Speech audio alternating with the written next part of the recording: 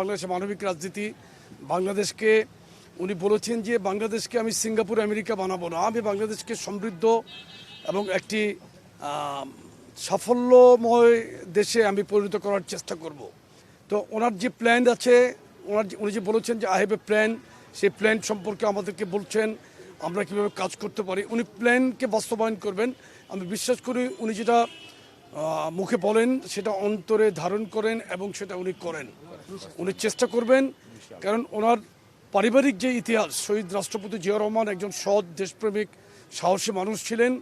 উনি এই দেশকে এদেশের মানুষ ওনাকে বিশ্বাস করেছিল। উনি সৎ দেশপ্রেমিক মানুষ ছিলেন।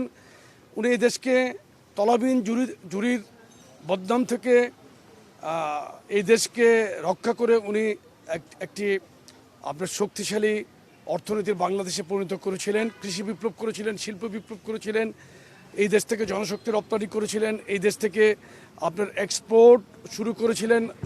আপনার এই যে আজকের যে গার্মেন্ট ফ্যাক্টরি, এটাও ওনার অবদান। ফ্রোজেন ফুডস যেটা হিমায়িত খাদ্য যেটা বাইরে যায়, এটাও ওনার আমলে শুরু হয়েছিল। সুতরাং এবং বাংলাদেশের সবচাইতে জনপ্রিয় নেত্রী দেশনেত্রী বেগম খালেদা জিয়া, এই দেশের মানুষের যে ভালোবাসা উনি পেয়েছেন, শহীদ রাষ্ট্রপতি জিয়া রহমান এবং দেশনেত্রী বেগম খালেদা জিয়ার সন্তান হিসেবে, জ্যেষ্ঠ সন্তান হিসেবে স্বাভাবিকভাবেই ওনার মধ্যে অনেক গুণাবলী কিন্তু বিদ্যমান।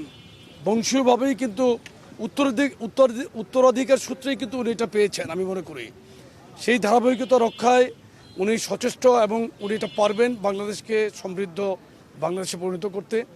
একটি শক্তিশালী বাংলাদেশে উনি বাংলাদেশকে পরিণত করবেন ইনশাআল্লাহ।